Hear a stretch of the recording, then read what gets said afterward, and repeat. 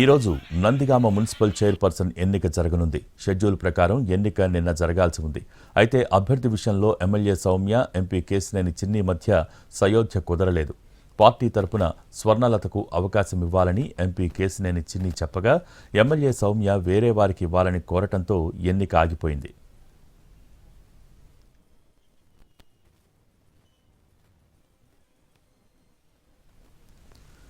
Municipal chairperson వ్యవహారంలో MLA Tangirala Soumya మాట నెగ్గించుకున్నారు.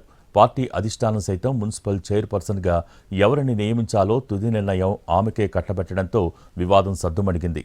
తంగిరాల సౌమ్య మద్దతు ప్రకటించిన 14వ వార్డు కౌన్సిలర్ కామసాని సత్యవతికి పురపాలక సంఘం చైర్మన్ పీఠం దక్కే ఛాన్స్ ఉంది.